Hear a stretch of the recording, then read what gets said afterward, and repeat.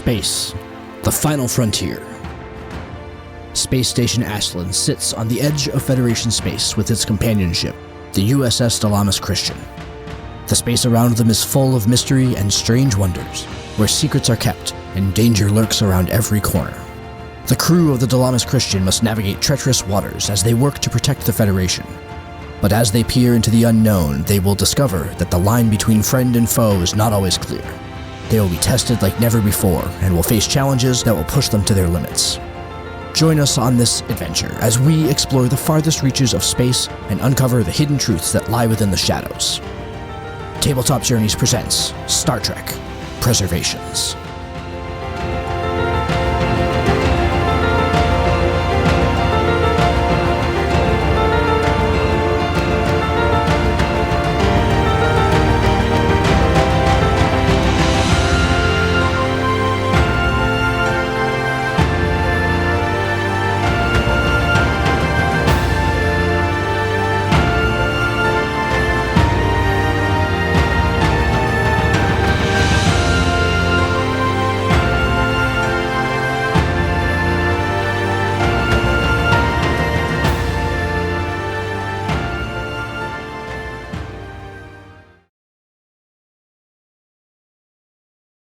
Some of the audio was lost during this broadcast.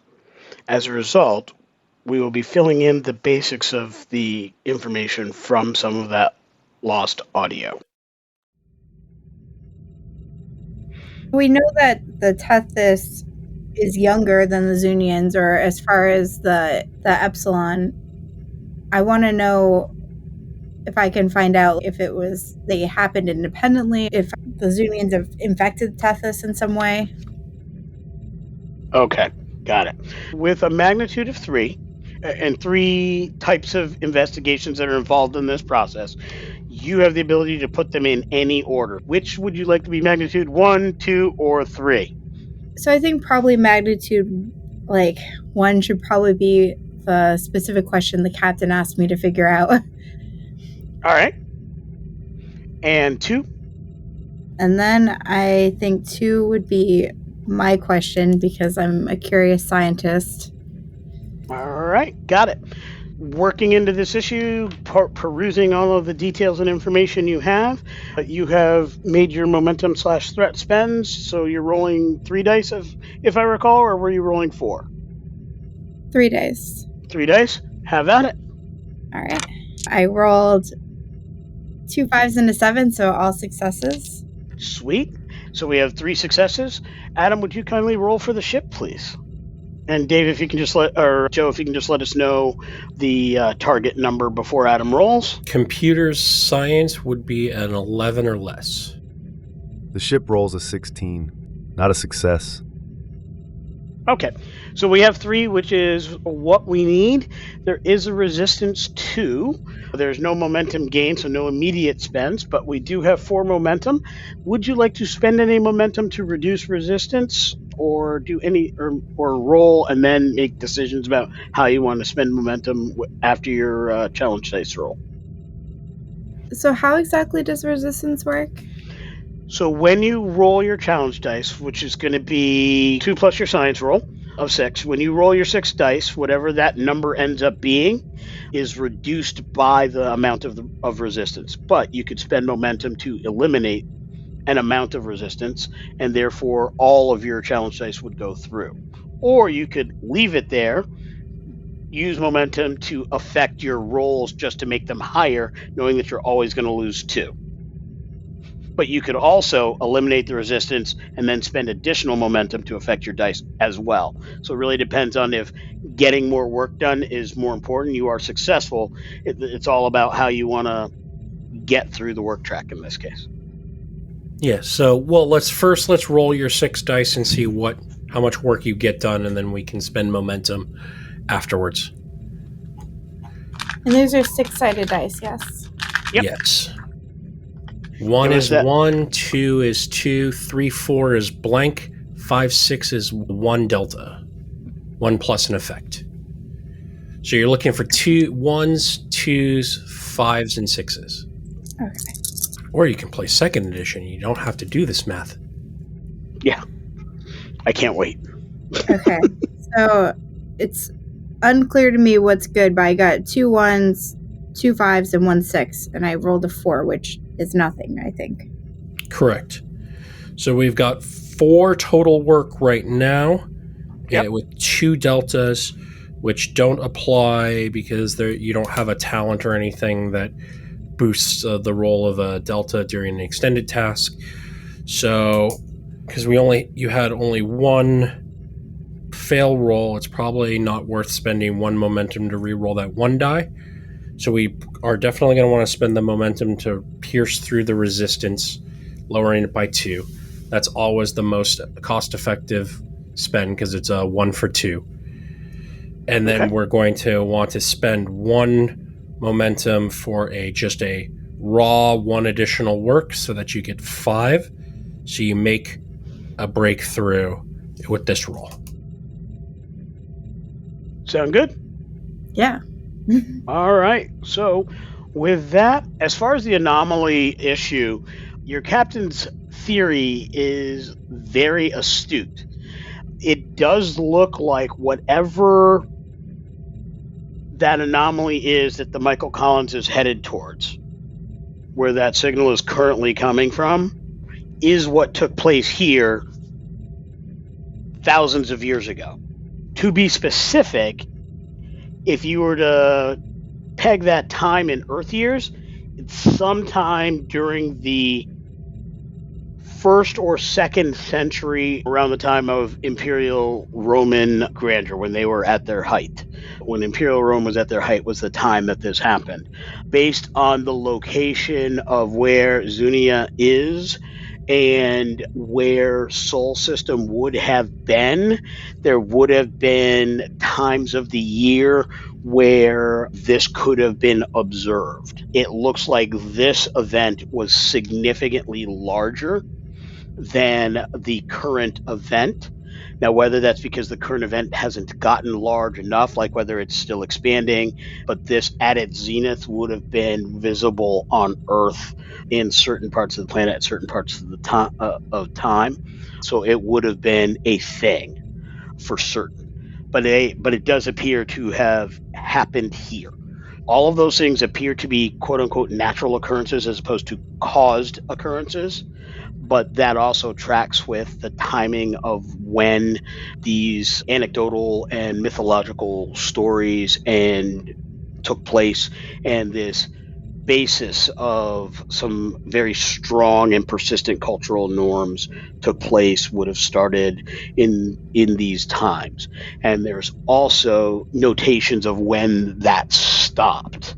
And as you're looking through the material in their mythology, when that came out of the sky is when you started to see people rise up, and they had basically wars, there were fights, there were stories, and that's where the cultural norm against beings inside of beings, possessions, things like that really took hold.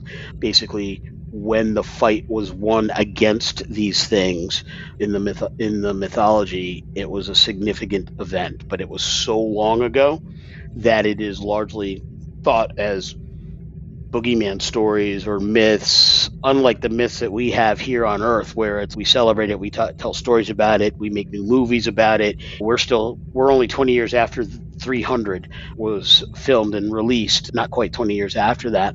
We're still talking about those times in our Earth history.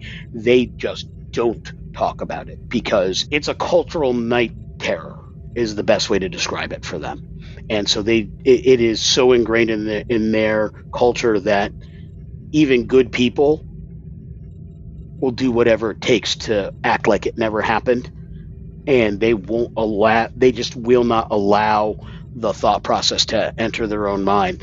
For the Beta Zeds on the crew, it would be nearly impossible to tell if somebody was lying about that because they so fervently are afraid culturally, and they were brought up, this can't be so, that if somebody's not willing to accept it or say it didn't happen, they so strongly believe that it's as they are telling the truth from their perspective, even if logically they or other people know it's a lie. So you'd never really be able to pierce through that by any of those esoteric methods. Even if you're putting it in front of their face, they will rationalize it in a different way. When you say like strong cultural norms, in previous sessions, it was mentioned that if they were ill or had something outside of the norm, that they would sacrifice themselves. Is that like around the time that started happening as a cultural norm?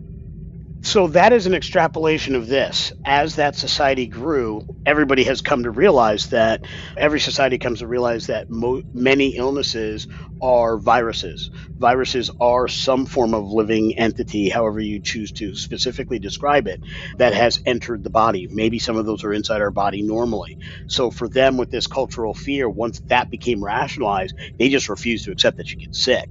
And now that you're looking at it, it's not that they don't get sick. It's that they won't tell anybody that they're sick. People will rationalize sickness as something else. Oh, it's our week cycle, or it's a this, or it's a that. Or if somebody is truly ill for an exceptionally long period of time, that's where you started getting to that they can't be a part of us. And that has gone on for so long in this culture. They're not people who believe in eugenics, but they have tripped into a horrible cycle of getting rid of people with low immune systems. Because of this fear, people ostracize themselves or are ostracized, go elsewhere. You have a society that doesn't get sick often because for several thousand years, they just haven't. They have breeding on accident.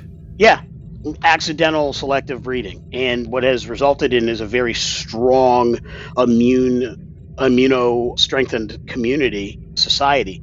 It is one of the reasons why for a long-lived species that has so many children, they have not overpopulated their planet because people will just walk away. And many of them do it on their own. Some of them do it for other reasons, but generally the common cold, it's not that they don't get them, it's just they won't tell anybody. They'll like work from home that week or whatever. Nobody, even within a family, somebody might lock themselves in a room for a couple of days, and that's considered normal. Nobody talks about it. It's just a thing. Nobody wants to admit that anything has invaded their body. Interesting. Lieutenant Najjar, was there anything in specific you wanted to do during the first couple of days of travel or look into? The only thing Najjar is specifically focused on right now is the surveillance and security observation of the guests aboard our ship to ensure that no further craziness goes awry from people brought aboard the Dilamus Christian that then mess with things or try to escape or hit Najjar over the head or transport more people aboard the ship than they're supposed to, or all of those things. It's heard. So Najjar's trying to avoid Worf syndrome. He's starting to develop a little bit of paranoia about the ship transporting guests and having additional people on board, because I don't think we've had an extra person on board yet that hasn't done something or tried something. Brazzig's been pretty good for you. Has Brazzig actually? Okay, Brazzig was on our ship briefly. Yeah. All he's ever done is brought good food, but normally he's on his own ship talking to us over the comms. Yeah. And Brazzig, he's probably okay. In doing so, he will continue mild, not pushing for anything or trying to advance our current deal, but just during this time maintaining communication with the Epsilon program entity about them, team communication for the security of the ship to try to build that relationship. All right. So what we've got is basically 3 separate things during these couple of days, easily done. They're not part of an extended challenge. Definitely 3 separate challenges. So we're going to handle your conversations with the Epsilon species, basically just a temperature check to maintain communication, see that things continue on a good track. I would say that's really at this point, based on what's gone on so far, the DC is in line with the level of paranoia you're starting to gain on this issue and likes the fact that you trust him, unlike others. Looking at you, Tanari. And so I will say that this is I will say that this is just a one challenge, and it's basically your conversation with him. And however, how would you like to approach that conversation? We had established in our previous communication when I earned the trait Epsilon Trusted that we would have a working relationship to observe and monitor non-crew that's aboard the Dilamus Christian to ensure no further shenanigans. So mostly just touching base about that, asking about observations that have been made on the behavior of the various guests that we have aboard. And I would assume that by this point, enough conversation had been going on to catch everybody else's observations that Najjar was not present for about our guests, to know that the female Klingon... The scientist? Not Vakar. What was her name? Mogra. Yep.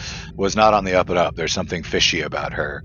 So focusing on her and honestly convincing the Epsilon program, which probably won't take much, that it's important to monitor all communications that they send to each other or on or off the ship. Sure. So I definitely think that would be an insight security kind of role. And because of your trait, you're actually at a 0. So go ahead and make that roll. And let me know if you're buying dice and such as well. I shouldn't need to buy dice to generate some momentum here. How much momentum do we have? You're at 3. I have 1 success. Good thing you didn't give me an expanded complication range, because I got a 19. Ooh. And a 3. Oh, the 3 actually might be a critical success if I can relate something to this. I would say... Probably not. I have Starship, Starbase tactical systems, though Epsilon doesn't really count as one of those. No.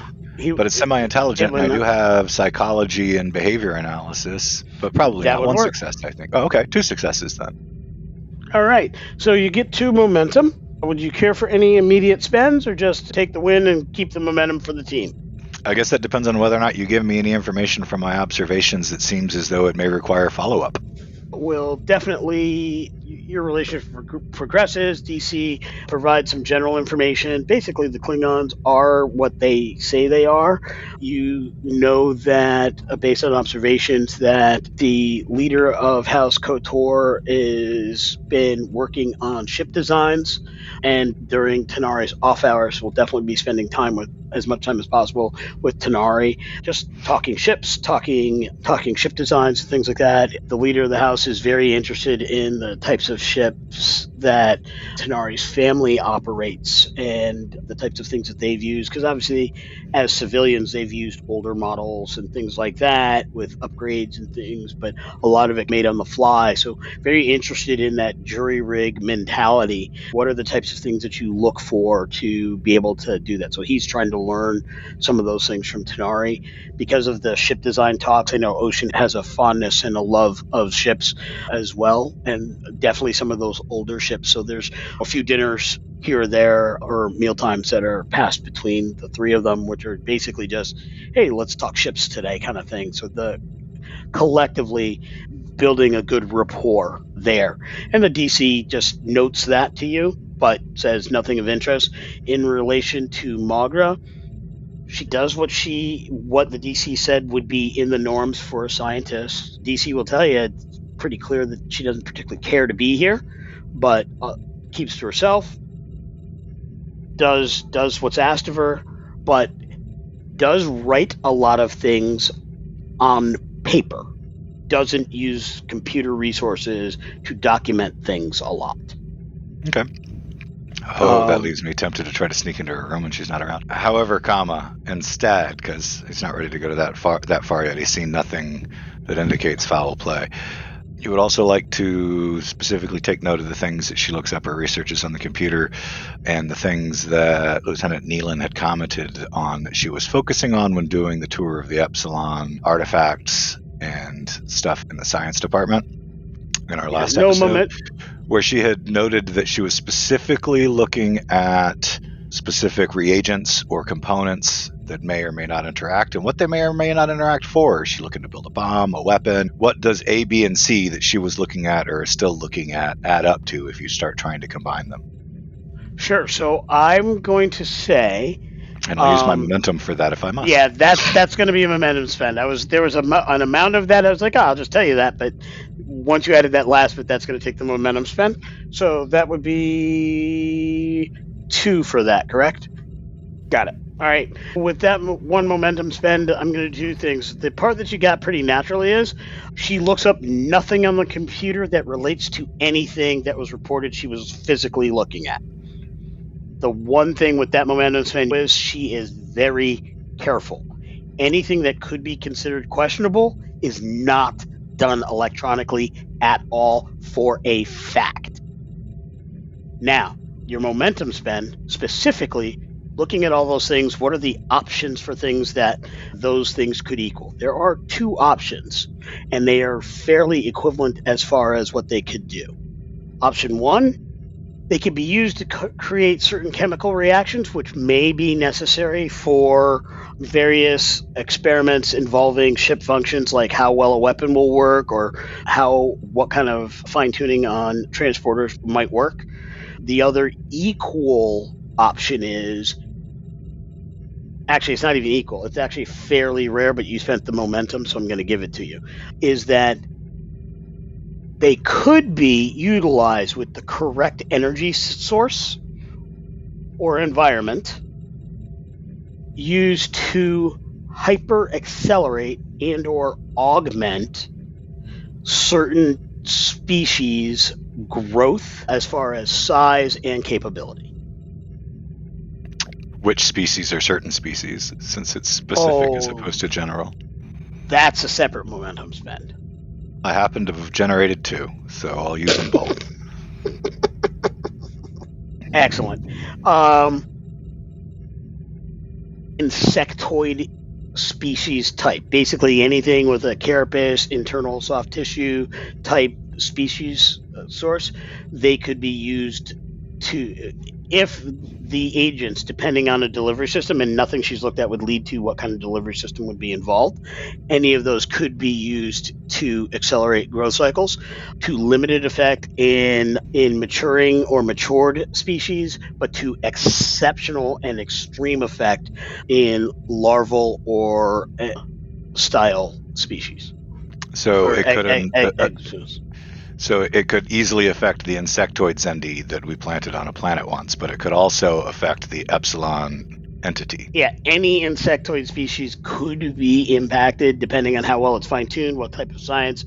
These are just the kind of agents that could be used towards that effect. But the delivery system, all of that information, you'd really need more of that to know specifically. And if we're looking at the other stuff, is very mundane, very normal, and fits her job description, and would probably be more of a 7. Actually, the DC would tell you that's more of like a 75 to 80% chance versus this 15 to 20% chance that it might be the other things. And there is 0 in her records that would indicate any interest in that 15 to 20. At this point, Najjar has 0 faith in the odds, like Han Solo. Never tell me the odds.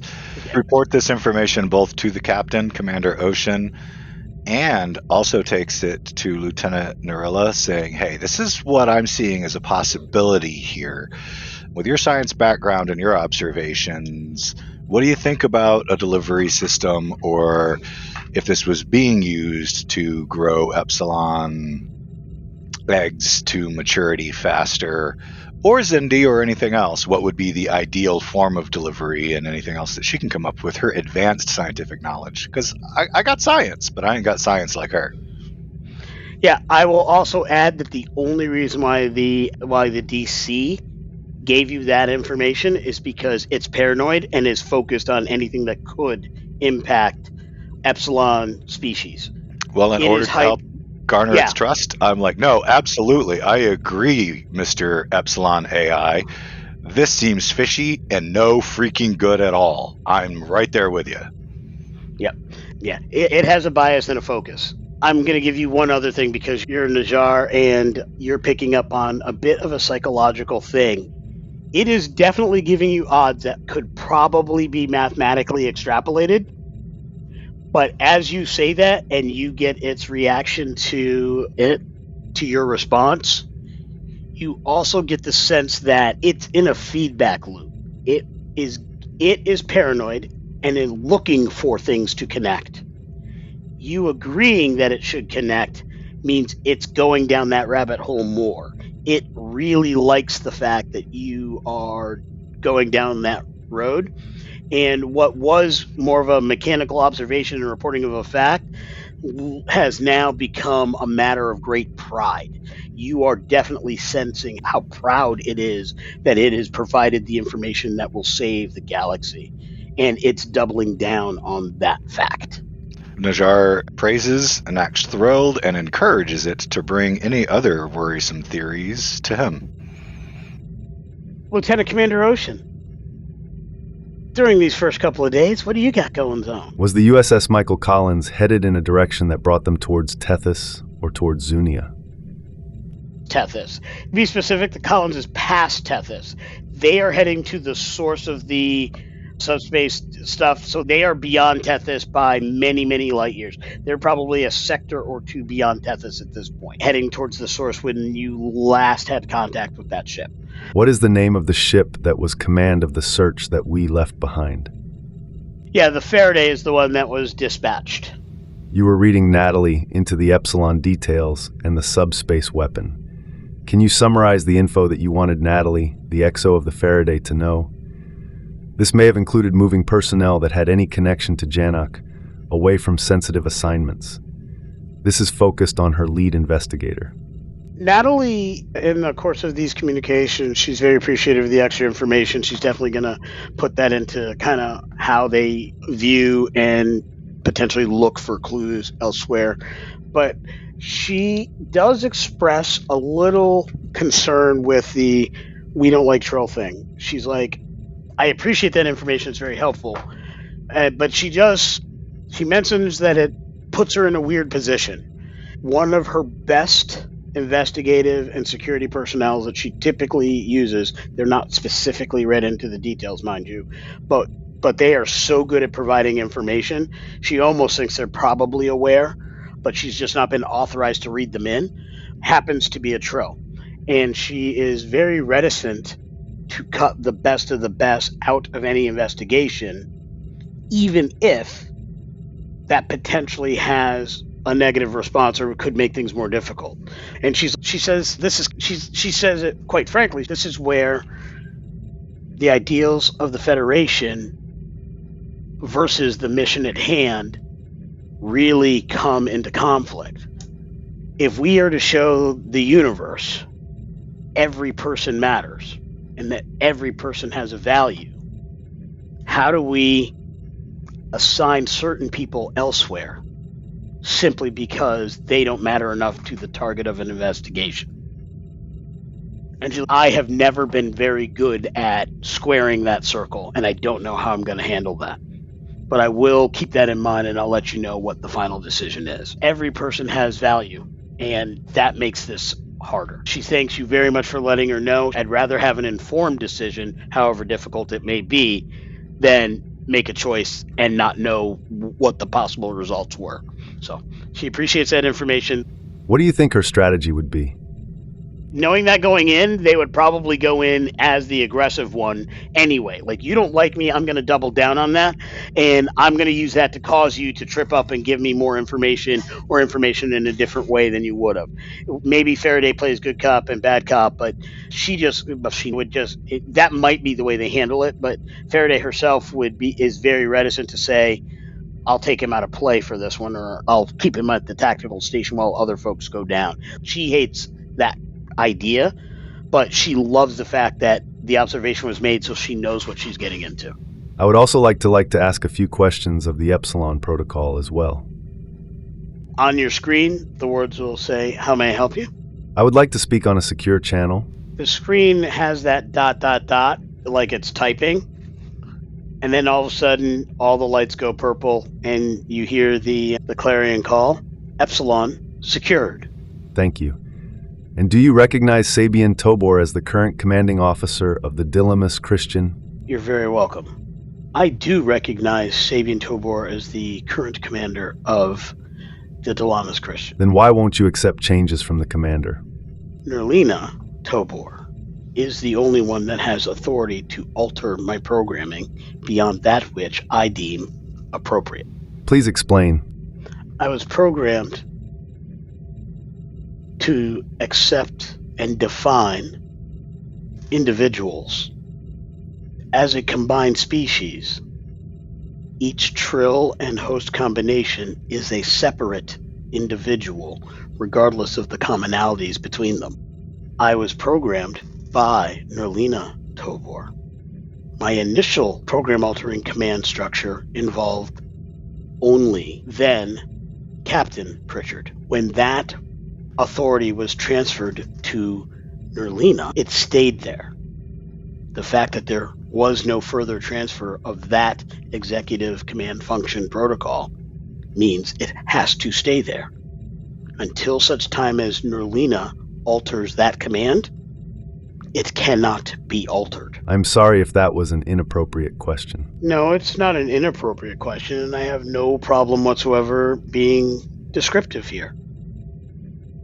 I believe, based on my research, that to be a programming oversight, an error, a complication, if you will, in my programming. However, it does not change the quote-unquote facts on the ground. Thank you for your time. You're very welcome. In common parlance, father left me with mother. Mother was taken from me. My path was set, and until my mother is back with me, it won't be changed. Lieutenant Commander, fear not, though. I am not an evil entity. I'm not here to destroy lives. I'm here to protect them. The Federation's protection is my overall goal. The crew of the Dilamus Christian is my secondary goal. I'm here to make sure you all survive and help us defeat this grave threat. You have nothing to fear from me unless we are infected, correct. And then know that I take no joy in it, and I'll be left with great sadness once again. One of my crews was lost. I hope to never have that happen again. You notice a dimming of the lights. That Epsilon purple is fairly bright, fairly consistent. It actually has a particular type of glow to it, but as he says those words, you notice that it dims significantly, and it almost sets a sour mood, like a despondent tone, as the DC says those words. One note, Lieutenant Commander, between you and my dear friend, Lieutenant Najjar, please lean in. And you notice he's speaking to you through the actual station, not the room speakers, by the way. He said, please lean in. And then in almost a weird whispering tone, keep an eye on the engineer. I think his paranoia may cause him to plot things. And with that, Epsilon secure, ended, and the lights go normal. Commander Tovor, during the first couple days of the week of travel, what would you like to do?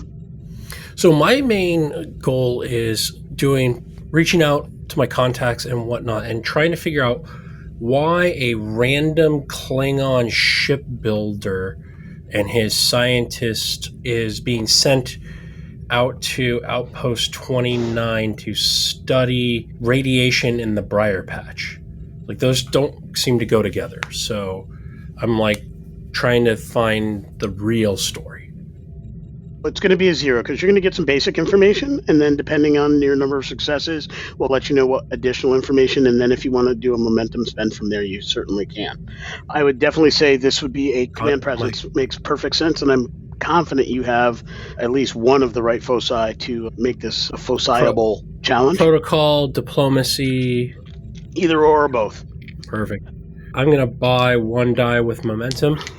Sure.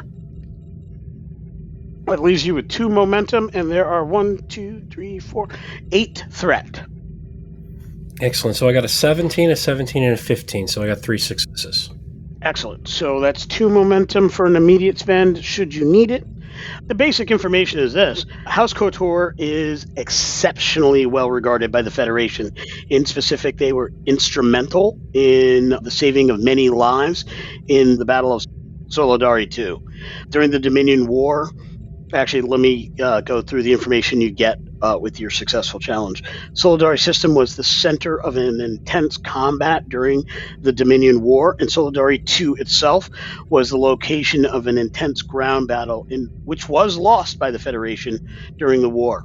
In the end, 3 Federation vessels and a lone Klingon ship attempted to hold the system against advancing Dominion and Breen forces, only to lose the battle in the stars.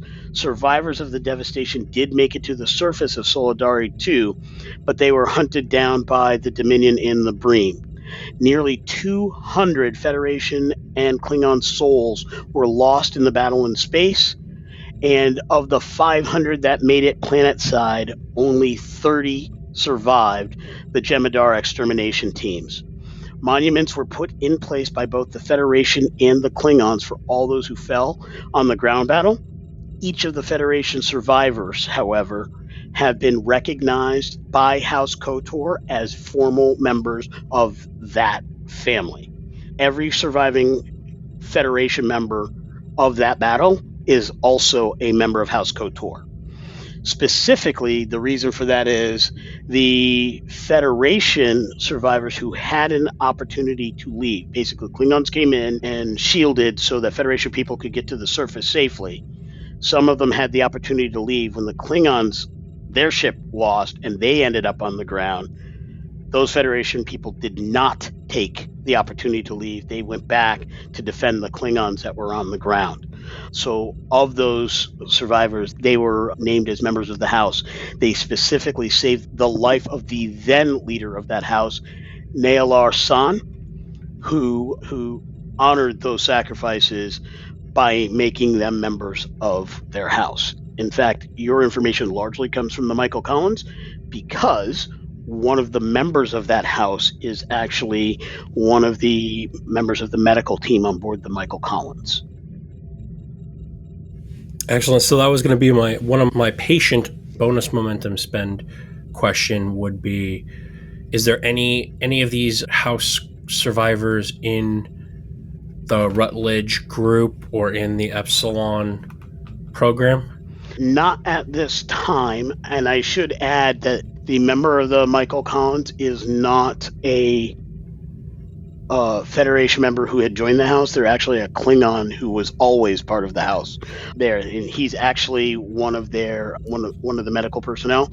Actually goes on one of their away team. He's their away team medic, effectively. There are none in the Ruttledge group currently. The Ruttledge group was not part of that battle. They did not lose any ships in that battle. Sorry, I meant the current setup under Pritchard in the Epsilon, because someone was there and then has since joined. Yeah, nobody current among those survivors. All right.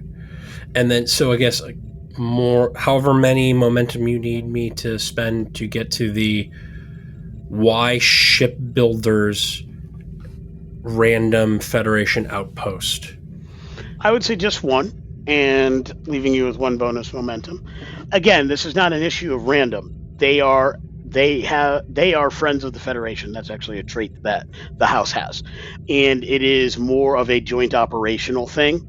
And the reason is the Briar Patch in and of itself is a place that's been poorly mapped over the years. There's obviously been many events in recent history of note. Obviously, the insurrection incident that the Enterprise E took care of with the Sona and such took place within the Briar Patch. There are rumors of pirate groups and unmentionables that operate out of the Briar Patch, and they are causing issues for the Klingons, they're causing issues for the Federation, and essentially it comes down to, in the years following the Dominion War, the Federation and the Klingon both want to clear up their houses, figuratively speaking. Why would you want this area unmapped, uncontrolled, where bad things happen in the middle of your space? no matter what you're doing on to expand and moving out from the center, if you leave a bad thing in the center of your space, that goes badly for you. So it's basically just an initiative by elements of Federation Starfleet Command, Federation Exploration, and joint operations with Klingon government to work together to create a better space. So even though this is fairly deep into Federation space, before the Federation kind of enveloped around it, it actually was shared space with the Klingons for a historical period of time. So the Klingons have some information, they have experience with dealing with it, and there's a lot of resources that need to be put to bear. So it's a good opportunity, a low stakes opportunity to build bridges with the Klingon government, to work on a project together. And if you're going to work with a foreign government on a project of any magnitude, why wouldn't you do it with the ones that you're closest with? These guys aren't going to betray the Federation. They've actually made parts of the Federation part of their family. So it's a choice to pick this house because of the close relationship. They are good at building ships. They're good at design. They're good at engineering tasks. And if you're going to have to revamp and build up stations, potentially build new stations, and make sure that they work well and integrate well with Klingon technologies, who better can you get? So they're bringing in the person who can bridge that gap. Okay, so it's not just shipbuilding, it's the station building and whatnot. Yeah, they're known for their shipbuilding, but all of that stuff, all of that technical know-how applies here. And because they build ships, if you're building a station and you want it to work well for Klingon ships, how about going to the guys who build the Klingon ships? Yeah, and then is essentially like the Federation flag officer sponsor of this project, is he one of the survivors of? No, they are not. It is a Cation, but that Cation has a child who was one of those that was made a member of the house. So there is a familial relationship. So there's also some kind of, Starfleet does, there's always some kind of nepotism somewhere. But only nepotism if the candidate's not qualified. Otherwise it's networking. I'm not going to say that's spoken like a true government civil servant, but I also don't disagree with you because I think in those situations, people actually put family members through harder paces than anybody else would go through. But yeah, it is definitely a situation where the connection was deeper, so it was an easier ask and an easier acceptance. Okay. So from everything I can find out, everything's on the up and up. Yep. This all seems very legit. The only thing about this whole organization that is raising anybody's hackles is Magra, and she's not a member of the house. The Klingon government or other houses lobbied to have her go along with this group. So that's an internal Klingon politics issue that put her with this group, and there's not a lot of information about what that would be or why that would be. So with that, the Dilamus Christian approaches the Briar Patch.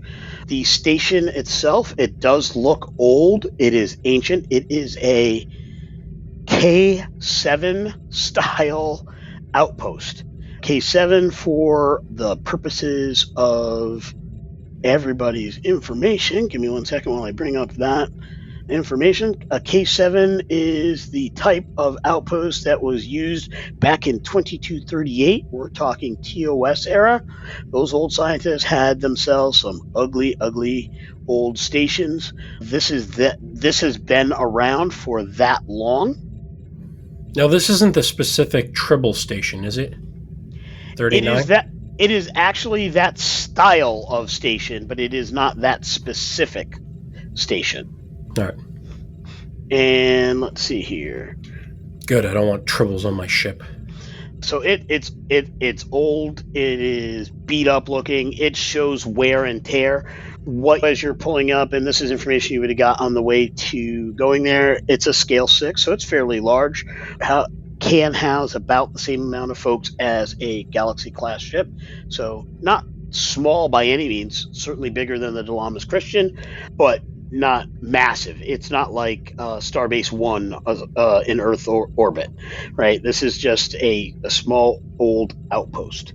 The idea is this outpost is here. This is the only outpost in the area. They want to get this rehabbed, fixed up, set up, and then there will be endeavors to build other ones, but they also want to run mapping operations from this station. So it's basically, let's get this set up, get their sensors going. They have some small crews here and a bunch of worker bees that are automated and fixing areas of the station. There are several areas of the station which are quote unquote inoperable or unreachable, like doors have been sealed because there may be breaches into space. So they're not using them, they're not essential. They basically have life support and functionality to many of the decks, but there are just these huge sections that are not usable just yet. So there's consistent work on getting those, but the areas and the power systems are up. They need to get the sensors going so they can begin the mapping operations, and they want their landing bays ready to go, or actually landing bays are currently ready to go. They want them to be in full operation, and they want to get shuttles ready to go so that shuttles can begin near outpost mapping, making sure there's safe routes, and also do some resource scanning, because if they can find resources close, then they don't have to have resources shipped in. Perfect. Who's the current commanding officer of the station? Because we will hail them as we drop out of warp. That would be Commander Ralog. She is a Cation. I would describe her as a relatively tall Cation, and she is like a blonde, white, tabby kind of coat. She has sky blue eyes, as opposed to green, which many cat species would have, but she has sky blue eyes. And as you hail, we're going to end scene. Your bonus momentum immediate spend did go into the pot for 3 momentum and 8 threat, but as we close this scene, that'll bring us down to 2.